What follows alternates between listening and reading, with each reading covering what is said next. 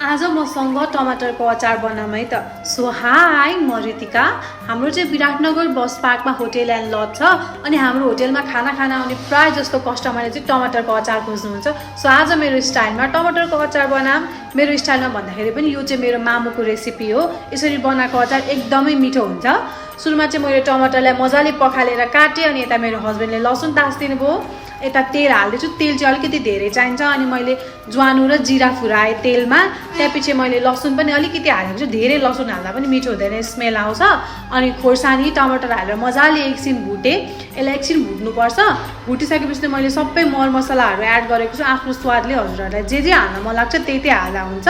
म चाहिँ त्यस्तो धेरै हालेको छुइनँ। नुन, बेसार अनि किचन किङ हालेको छु। अब यो मैले सबैको टेस्ट अनुसार बनाउनु पर्छ नि त। कतिलाई फेरि धेरै मसलाहरू हालेको मन पर्दैन नि त, त्यही भएर।